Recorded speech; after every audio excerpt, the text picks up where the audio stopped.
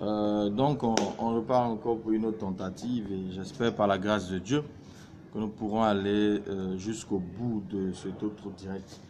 Merci à chacun de vous de la confiance que vous placez en nous. Vous n'avez pas tort, c'est un défi que nous allons relever ensemble, malgré les difficultés que nous rencontrerons certainement. Merci à ceux qui arrivent déjà, salut à chacun de vous. Merci pour les likes, pour les partages. Je rappelais que notre ambition, notre vocation, c'est vraiment de banaliser le succès, d'aider les hommes, les femmes, les organisations à réussir. Salut à toi, c'est toi le boss, hein, David. Oh, tu es mon petit. Hein? Merci d'être là et de partager à plusieurs. Et donc je disais que Ali Tagnon, ok, salut à toi depuis les États-Unis, ça fait plaisir de te lire. Merci beaucoup mon beau. Et j'imagine l'heure qu'il fait à New York. Hein? En tout cas, merci pour l'intérêt porté à ce direct. Et j'en suis convaincu, il sera utile pour nous, pour plusieurs d'entre nous. Nous pourrons le partager avec nos frères, nos amis. Soyez convaincus de ce que, avant tout, c'est pour nous une passion. C'est une passion. Notre seul but, c'est que nous croyons qu'il y a des principes. Et ces principes doivent être communiqués au plus grand nombre. Ces principes sont ceux qui nous permettent à nous-mêmes de réaliser tout ce que nous réalisons, qui n'est pas grand-chose aujourd'hui, mais nous avons l'ambition de faire beaucoup. Et je crois que rien, quand je partage comme ça sur Facebook, je le fais d'abord pour moi, parce que ça m'oblige à apprendre, à lire, à visiter mon expérience, les expériences des personnes que j'ai eu à accompagner d'une manière ou d'une autre, à côtoyer, à m'inspirer de mon travail. Donc j'apprends et vos réactions aussi nous donnent du courage, du bonus pour aller de l'avant. Alors, le thème d'aujourd'hui, c'est celui de l'attitude. L'attitude est la clé. Voici comment nous l'avons intitulé. L'attitude est la clé.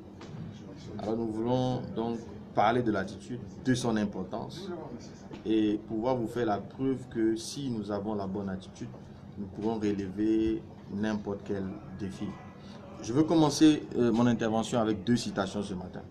La première, c'est une que j'ai beaucoup aimée, qui a été dite un jour par un monsieur qui se nomme Ivan Castanou, en tout cas dans l'un de ses enseignements que j'ai eu à écouter. Il a dit ceci: si vous contrôlez le système de pensée d'un individu, vous contrôlez la trajectoire de sa destinée. Si vous contrôlez le système de pensée d'un individu, vous contrôlez la trajectoire de sa destinée. La deuxième citation, qui est de Zig Ziglar, qui, en tout cas pour moi, a transformé, a challengé ma mentalité et m'a donné d'entrevoir le futur d'une autre manière. C'est cette pensée de Zig Ziglar qui dit que l'attitude, plus que l'aptitude, détermine votre altitude. L'attitude, donc le système de pensée, plutôt que l'aptitude, on va le voir plus loin ce que c'est, va déterminer votre altitude. Et le thème, l'attitude est la clé, si vous voulez, trouve sa force, son origine dans cette citation. L'attitude, plus que l'aptitude, va déterminer votre altitude. Peu importe l'altitude que vous voulez avoir dans la vie, peu importe les dimensions que vous voulez atteindre dans la vie, questionnez votre attitude, parce que seule votre attitude va déterminer le niveau de votre élévation. Alors, merci encore à ceux qui arrivent, à Wamba, à Roland, Ouedraogo, à Zounou, salut à chacun de vous, coucou, à Félicité, Féli, une longue histoire, de content de te savoir connecté, à Sharifa, à celle qui me critique tous les jours, mais j'aime ça, j'aime les critiques, ceux qui aiment s'opposer à mes idées, mais bon, elles m'obligent à penser la chose autrement. Merci aussi à mon voisin qui m'avait déjà avisé qu'il serait sur ce direct. Merci à chacun de vous. Alors, le premier point que nous allons essayer d'éclairer ensemble, c'est quelle différence, quelle opposition, quelle distinction peut-on faire entre l'attitude, avec 2T, attitude, et l'aptitude. Il faut dire que nous pouvons dénombrer 4 cas de figure. Je crois que tous autant que nous sommes, nous aspirons à un mieux-être. Dans le mieux-être, chacun met le contenu qu'il veut.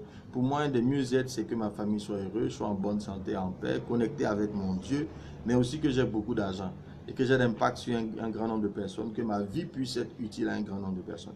À chacun de définir ses challenges. Mais je peux vous assurer qu'on rencontrera 4 cas de personnes par rapport à leur capacité à définir des challenges et à les réaliser. Il y aura d'abord les personnes, j'espère que vous n'êtes pas de ceux-là, qui ont ni des aptitudes, ni la bonne attitude. C'est-à-dire qu'ils ont un problème d'aptitude et un problème d'attitude. Alors, si vous êtes dans cette situation, vous êtes foutu. Vous ne pourrez rien réaliser. Vous n'avez ni l'attitude, vous n'avez ni l'aptitude, vous n'irez nulle part. C'est le cas extrême. Ça existe malheureusement, des personnes dépourvues d'attitude et d'aptitude. C'est comme une forme de condamnation. Il faut vraiment se diagnostiquer rapidement. J'espère qu'à la fin de cette vidéo, chacun de nous pourra se diagnostiquer et puis sortir des différentes situations, sinon évoluer. Le deuxième cas, le moins favorable, c'est n'avoir que l'aptitude, c'est-à-dire vous avez un master, vous avez un BTS, vous avez une formation dans un domaine, vous êtes électricien, mécanicien, vous avez un savoir-faire. Parce que l'aptitude, ce n'est rien d'autre que votre savoir-faire, vos compétences techniques. Vous avez une compétence technique, mais vous n'avez que ça. Vous n'irez pas bien loin. Vous serez un bel employé, vous serez un bon fonctionnaire. C'est sûr que vous ne pourrez pas créer d'entreprise et c'est sûr que vous n'irez pas bien loin. Ce n'est pas le meilleur des cas. Et puis vous avez le troisième cas qui commence déjà à être idéal. Vous n'avez pas la bonne aptitude, c'est-à-dire vous n'êtes peut-être même pas allé à l'école, vous n'avez peut-être pas de diplôme, vous n'avez pas de formation technique dans un domaine, mais ce que vous avez, c'est la bonne attitude, le bon caractère, la bonne personnalité. En ce moment, vous valez mieux que les deux premiers. Qu'il ait un doctorat sans aucune attitude, il n'ira nulle part. Que vous n'ayez aucun diplôme, mais vous avez la bonne attitude, vous irez loin. On a plein d'exemples dans nos pays. Le Burkina Faso est bourré de ces exemples où vous voyez des grosses fortunes mais qui n'ont jamais étudié. En tout cas, pas dans la formation classique. Donc, l'attitude va dominer sur l'aptitude. Et puis, vous avez le cas le plus heureux. Et c'est pour ce cas que nous nous battons. C'est ce que nous voulons construire dans IST, par exemple. C'est de pouvoir joindre les deux. Former des gens qui ont la bonne aptitude, mais qui ont également la bonne attitude. Notre système éducatif, de mon point de vue, est décousu parce qu'il met l'accent sur l'aptitude au détriment de l'attitude. On a même abandonné la construction des attitudes, alors que c'est la clé. Sans une bonne attitude, nous n'irons nulle part. Donc, 4 cas de figure. Ceux qui ont ni aptitude, ni attitude, et il n'y a rien à faire, ils seront à la traîne dans la vie, ils vont subir la vie. Ceux qui ont la bonne aptitude, donc une bonne formation, peu importe le domaine, mais qui n'ont pas la bonne attitude, eux non plus n'iront pas bien loin. Et puis vous avez ceux qui ont la bonne attitude, mais qui n'ont pas d'aptitude du tout, pourrait-on dire, ils iront beaucoup plus loin d'ailleurs, ce sont ceux qui impactent le plus le monde.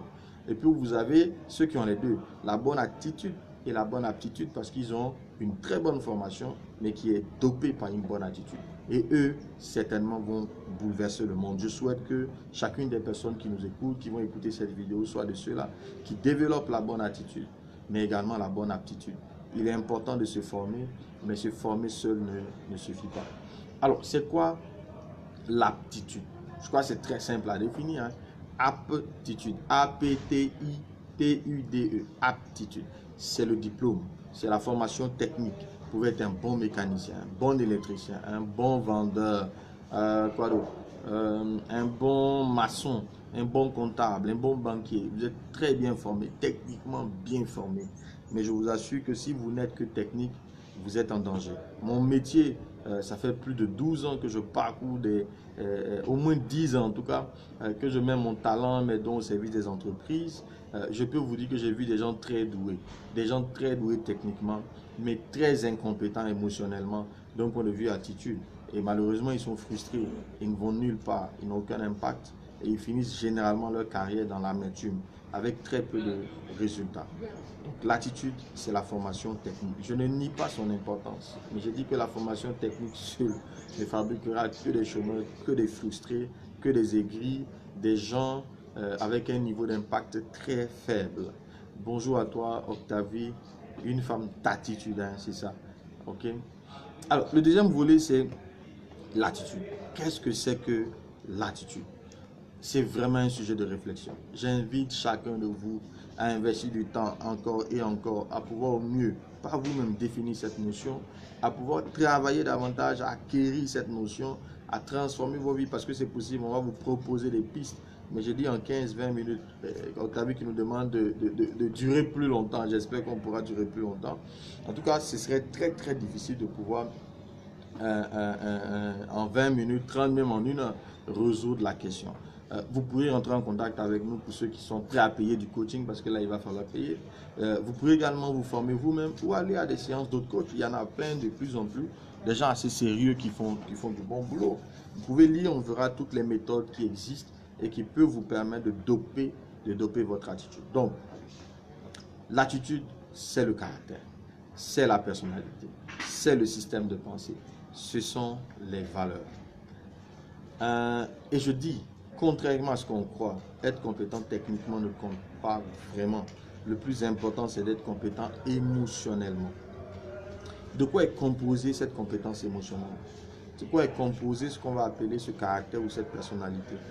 J'ai noté, il y a un ensemble. Déjà, il faut savoir que avoir une bonne attitude, c'est avoir le moins de défauts possible. Parce que notre personnalité est une conjugaison. Vous aurez du bruit à l'arrière, hein, comprenez pourquoi, parce qu'on est en plein campus IST. Nous sommes déjà à la rentrée, on a beaucoup de visiteurs, donc il y aura du bruit. On a choisi de le faire dans cet environnement déjà en attendant de nous retrouver dans peut-être un jour un studio. On a déjà des équipements en passant pour avoir un studio éclairé et tout. C'est juste que progressivement, on va mettre ces choses en place, d'accord? Parce qu'on veut finir par construire une vraie émission montée selon toutes les normes. On a vu dans les émissions précédentes que c'est une question d'action, il faut déjà commencer. Et c'est chaque action, chaque correction qui va nous permettre à un moment donné d'arriver à un modèle parfait, à un modèle idéal. Donc je disais, notre personnalité est une combinaison de deux choses, des défauts, un ensemble de défauts et un ensemble de valeurs. Les personnes qui ont de bonnes attitudes sont des personnes qui ont travaillé, soit par leur éducation. Est-ce que c'est inné? J'ai dit non, non, je ne pense pas que ce soit inné. C'est appris, l'attitude est appris. Il y a une base d'inné, mais une bonne base d'appris et de développer. Donc, il y a la partie défaut qui est héritée parfois par notre éducation, les expériences que nous avons vécues, etc. Et vous avez la partie qualité. Alors, les personnes qui ont les bonnes attitudes ont généralement travaillé à diminuer, réduire au mieux leurs défauts et à doper leurs qualités. Dans mes études, dans mes recherches, dans le fait de côtoyer des personnes d'impact, j'ai pu relever un certain nombre de qualités qui sont fondamentales pour avoir la bonne attitude, pour avoir les bonnes clés et influencer durablement son monde. Être capable de définir des challenges, des objectifs et de les atteindre aisément. Alors, je vais proposer 6 clés, 6 traits de caractère qui sont nécessaires, qui sont indispensables si nous voulons avoir une vie d'impact, si nous voulons avoir une vie... voilà, Dieu merci, c'est revenu. Il nous faudra donc, désolé pour cette coupure, il nous faudra donc développer 6 traits de caractère majeurs. Le premier trait, et je ne cesserai jamais d'en parler, je vous encourage encore et encore et encore et encore et encore, et encore à chercher là-dessus. Le premier trait de caractère, qui à mon avis est fondamental, c'est la vision. Sans vision, vous ne ferez rien. Je vous assure, je ne cesserai jamais de rappeler l'importance d'avoir une vision. Je vous en prie, investissez du temps. Investissez 5 ans de votre vie pour trouver votre vision. Lorsque vous l'aurez trouvé, vous gagnerez énormément de temps. Il vaut mieux perdre du temps à chercher sa vision pour gagner du temps. Et je vous assure que vous en gagnerez. Et on a vu que la vision, c'est cette capacité à nous projeter dans le futur. C'est cette quête de la satisfaction d'un besoin des autres, pas pour nous. Une vision tournée vers nous n'est pas puissante. Mais chacun de nous a en lui une soif, une problématique particulière pour laquelle il devrait s'engager. Et il faut la trouver, cette problématique-là. Je vous dis, moi, dans mon cas, c'est la problématique de la formation, de l'ignorance. Je déteste l'ignorance. Mon souhait est au mieux, en tout cas autant que je pourrais. J'ai choisi de consacrer ma vie à éliminer l'ignorance dans ce monde, à éliminer l'ignorance en Afrique, à éliminer l'ignorance au Burkina Faso. C'est mon combat de tous les jours. Et c'est parce que je poursuis ma vision, ce rêve qui dépasse ma personne, que je pense que j'arrive à réaliser, avoir même le courage, la force d'avancer et de réaliser les challenges que je réalise. Vous avez besoin d'une vision. Nos visions ne seront jamais les mêmes puisque Dieu nous a conçus dans une diversité, faisant de chacun de nous une solution à un problème. votre domaine de vision devrait être le domaine pour lequel vous êtes une solution. Certains, ça sera dans le sport, d'autres, ça sera de la danse, de la musique, de la coiffure, peu importe. Là où il y a besoin, il y a vision. Je vous invite fortement à trouver ce domaine. C'est pas juste un outil, hein, c'est un trait de caractère. Mais qui commence, c'est vrai, dans un outil qui consiste à trouver ce pourquoi je suis né, ce pourquoi je suis sur cette terre, ce pourquoi je vis et je respire, pourquoi j'ai la forme que j'ai, le nez que j'ai, la bouche. Il n'y a aucun accident. Non, nous ne sommes pas le fruit d'un bing bang ou d'un hasard, mais d'un projet bien conçu, bien pensé. Nous avons une utilité. Et découvrir sa vision, c'est découvrir cette utilité-là. Si vous me posez la question de comment découvrir sa vision, ben je crois que ça fera l'objet d'un point à part entier, on pourra en discuter. Mais la chose à retenir déjà, c'est que vous avez besoin de développer ce trait de caractère qui consiste à toujours anticiper, à prévoir, à planifier. Vous devez être en train de penser à vos 20 ans à venir. Que ferez-vous dans 20 ans? Si vous avez à peu près 40 ans, comme moi j'aurai bientôt 40 ans, ça veut dire que vous avez déjà atteint le summum de la courbe de votre vie. Hein. La probabilité que nous vivions 80 ans n'est pas très élevée, même si c'est un souhait. Donc dès que vous avez la moyenne de 40 ans, c'est que bientôt vous devez descendre. Donc dans 60 ans, vous ferez quoi? À quoi ressemblera votre vie, la fin de votre vie? Quel impact vous aurez laissé? Moi, j'y pense tout le temps. Je pense parfois à mes funérailles, vous savez. Je souhaite que mes funérailles soient un jour férié, un jour qui bouleverse le monde entier, qui bouleverse ma nation. Et je pense que c'est possible. Des personnes ont eu leur vie après le départ, comme Sankara et bien d'autres qui, après le départ, jusqu'à aujourd'hui, 30 ans plus tard, on continue de parler d'eux, ils continuent d'influencer, ils sont célébrés. Pourquoi? Parce qu'ils ont eu de grandes visions, ils ont pensé ces jours, et vous devez aussi les penser. Donc la vision, elle est un trait de caractère majeur des leaders. Cette capacité à se projeter dans le futur. Je vous donne un défi, apprenez à vous projeter, déterminez la fin de votre année. L'année finit dans 3 mois. Que ferez-vous dans 3 mois? Et que ferez-vous en fin 2020? Que ferez-vous dans 5 ans, en 2025? Que ferez-vous en 2030? Pensez-y.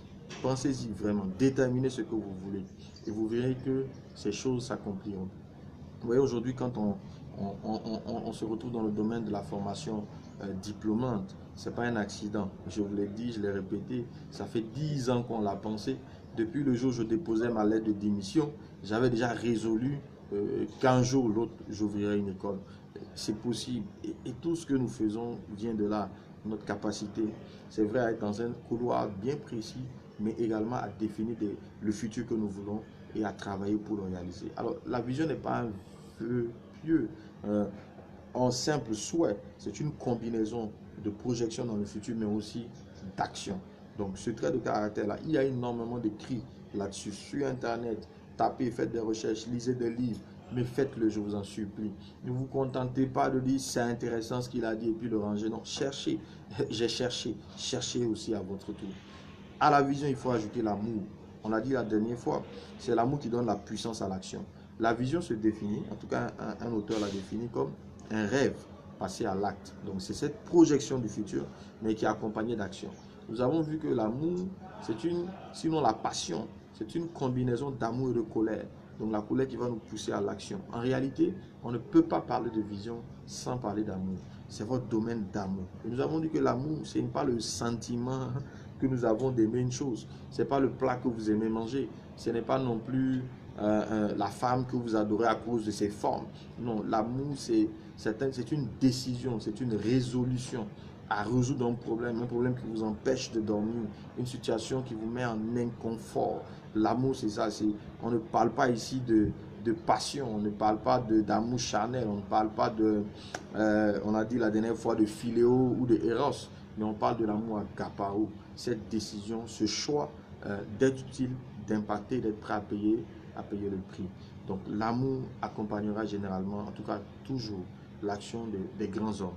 On a vu que l'économie trouve sa racine dans l'amour, cette volonté d'être une solution. Donc vision, à mon avis, et amour ne peuvent être distingués.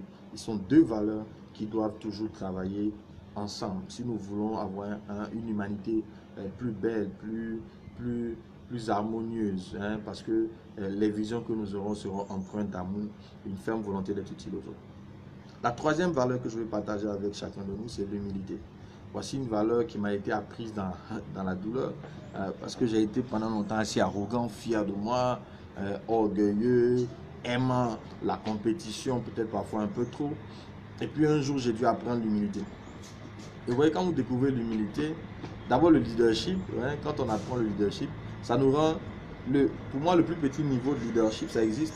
Je ne parle pas de, je ne sais pas comment je vais vous segmenter ça, mais il y a un niveau de leadership qui consiste à avoir de l'assurance.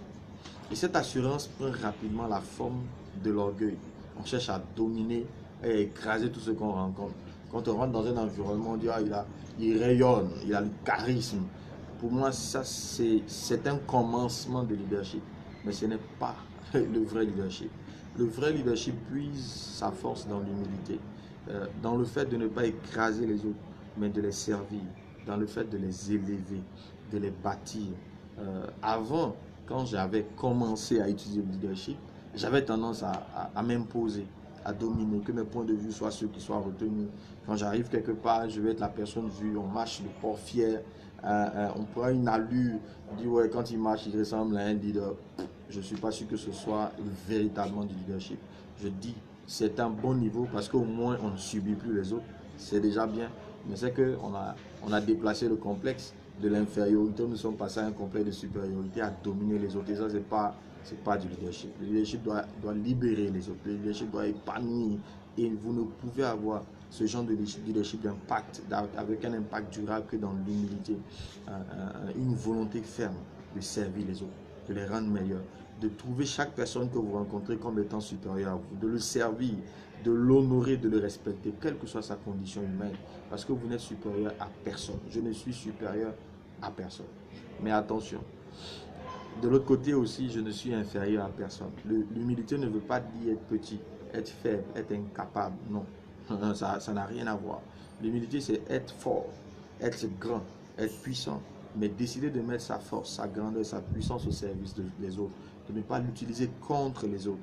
Lorsque vous marchez sur le pied d'un vrai leader, d'abord quand vous le rencontrez, vous risquez de le mépriser parce que vous le trouvez faible et insignifiant.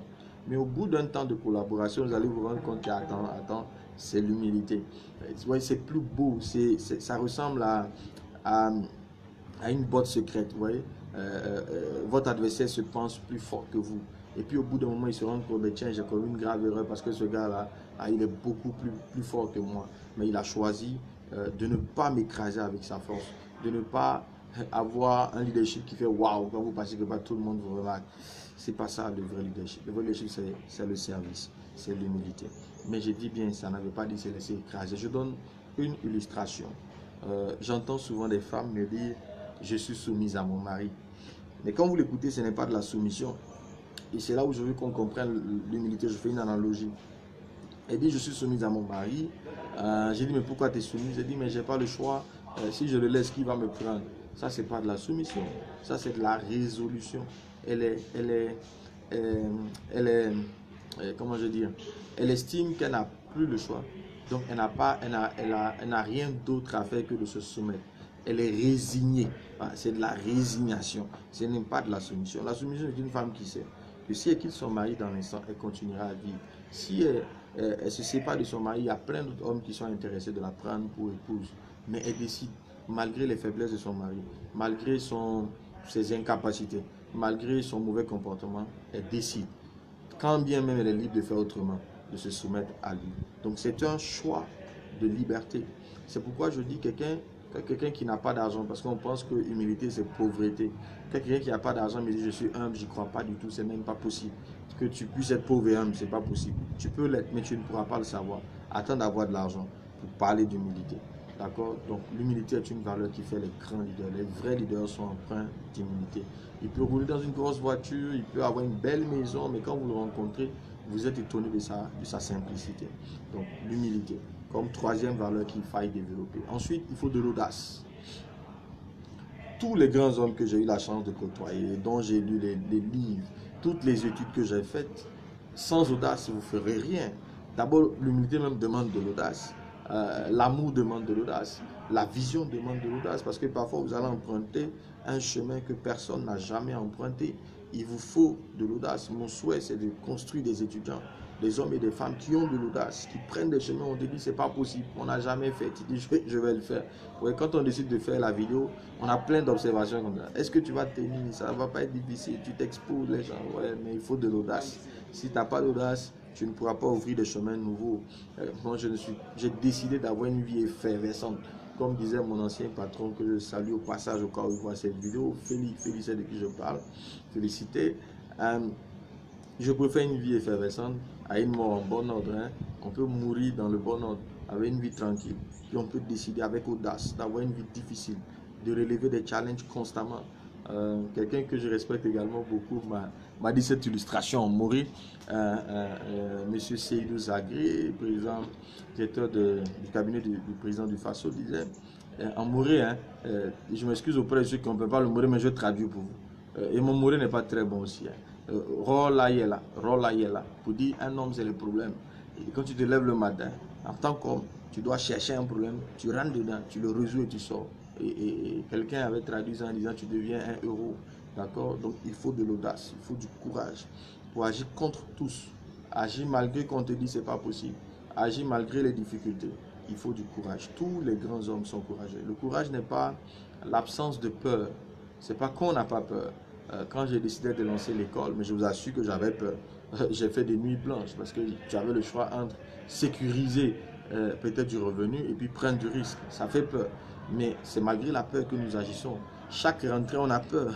Chaque fin d'année, on a peur. On a peur à tout moment. Mais la différence avec ceux qui manquent de courage, c'est que leur peur devient comme des anesthésies, comme une hypnose qui les empêche d'agir. Non, la peur doit être un catalyseur d'ailleurs pour vous donner d'agir. Donc, agissez, analysez votre décision, analysez votre action, mais agissez quand même. Évitez, abstenez-vous de ne pas agir. Agissez. C'est pourquoi on avait parlé de l'action. Et l'audace, le courage, vraiment, est le carburant des actions durables, des grandes actions des leaders. Merci à Eric René Sawadougou. Je suis aussi fier de toi. D'accord?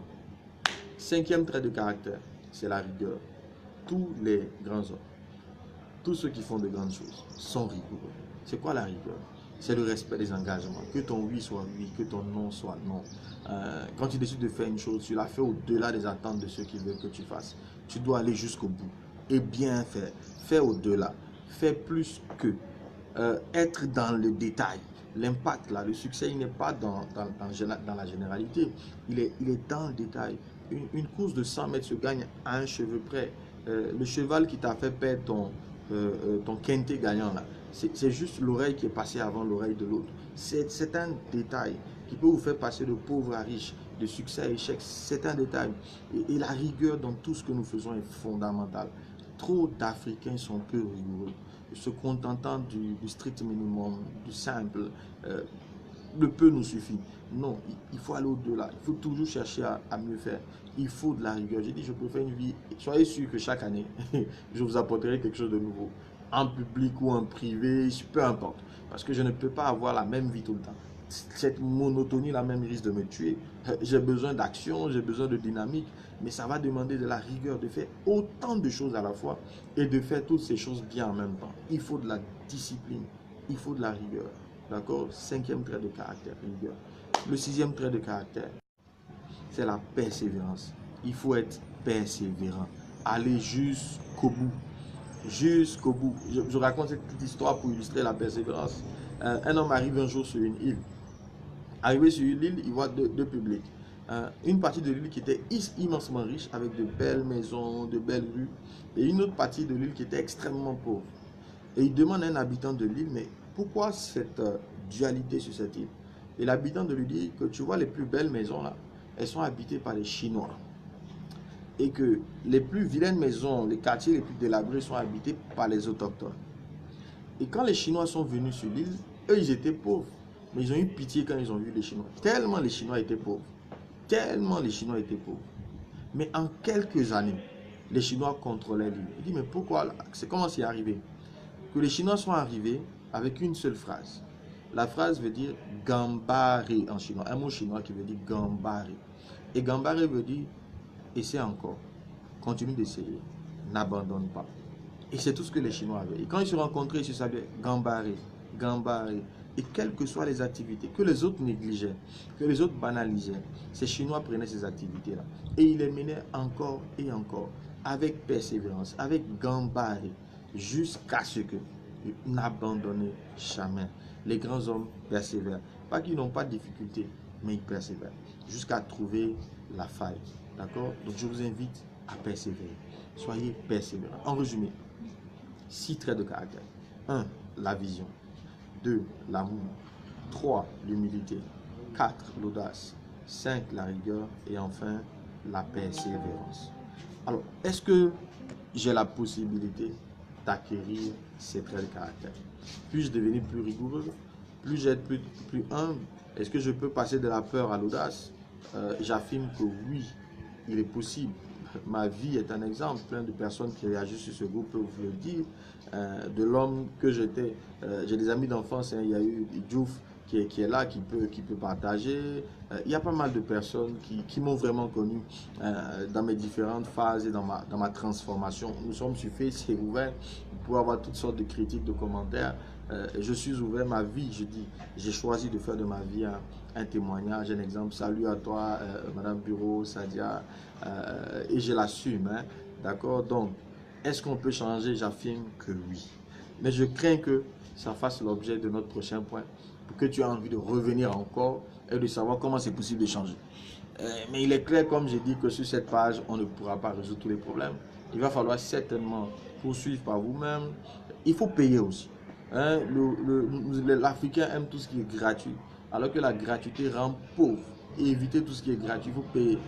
Là, on le fait gratuitement, c'est ouvert pour tout le monde. Mais après, il faut quand même avoir l'audace de payer. Pas parce qu'on veut votre argent, mais parce que quand vous payez quelque chose, vous y mettez plus de sérieux. Cette chose a beaucoup plus de valeur pour vous. Elle va être plus utile pour vous. Donc, nous, on vous donnera les clés qu'on a en 15, 20, comme j'ai dit, 30 minutes. Mais après, il vous appartient à vous-même de poursuivre votre recherche. Je vous assure que c'est possible. Je vous assure que c'est possible d'acquérir la bonne attitude et de changer la trajectoire de sa destinée. Avant qu'on ne se sépare, je veux vous laisser cette citation que j'ai reprise. Et en introduction, on avait dit, l'attitude plus que l'aptitude détermine votre altitude. J'ai envie de dire que l'attitude de chaque Africain va déterminer l'altitude de l'Afrique. L'attitude de chaque Africain va déterminer l'altitude de l'Afrique. Et pour revenir à Salomon Conseil, c'est notre leitmotiv, banaliser le succès, aider les hommes et les femmes à avoir la meilleure attitude pour aller le plus haut possible. En tout cas, merci d'être resté avec nous. Rendez-vous jeudi prochain. On va encore parler d'attitude, mais là, on verra comment changer. Oui, c'est possible. Comment changer? Et donc, rendez-vous à jeudi, même 11h. On tiendra le défi. On ne lâchera pas l'affaire. On va gambarer, aller jusqu'au bout. Encore et encore. Voilà, Dieu faisant bien. Merci à toi, mon ami. Fier de toi aussi. Et ensemble, on ira très haut, très loin. Merci de partager. J'ai même pas envie d'arrêter. Mais il faut qu'on arrête. Les bonnes choses ont toujours une fin. Que Dieu bénisse l'Afrique. Que Dieu bénisse le Burkina. Et à très bientôt. Shalom.